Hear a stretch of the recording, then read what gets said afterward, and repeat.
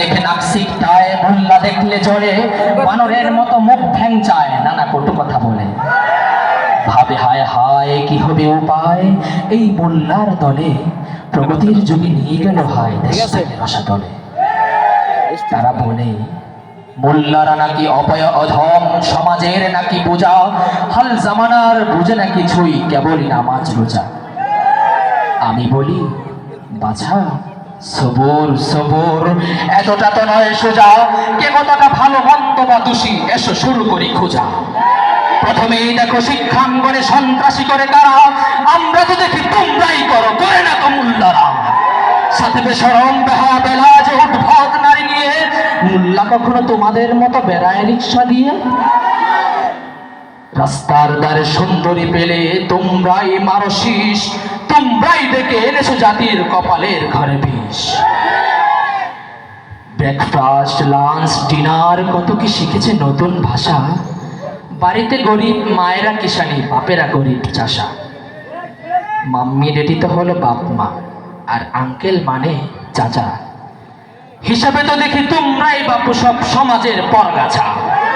তোমরাই বাপু চরম বাচাল, বেয়াদব বেপরোয়া, পাশে টেনে বসে সিগারেট তার বাতাসে ছড়াও ধোয়া। মোল্লারা আজ নম্রভদ্র, এখনো শান্ত ঠিক, তোমরাই বাপু পাপে কুলসিত, কলঙ্ক জাতি। মাদ্রাসা পড়া শেষ করে তারা কিছু না কিছু তো করে, বেকারত্বের অভিশাপ নিয়ে বসে তো থাকে না ঘরে। আতুর ঘরে বাচ্চার কানে আজান দেওয়ার তরে, রাতে কিবা দিনে হাঁপাতে হাঁপাতে ছোট মোল্লার ঘরে।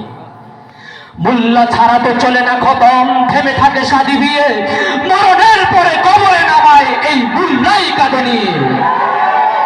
তবে কেন এত মোল্লা বিরোধী, মোল্লার প্রতি ঘৃণা?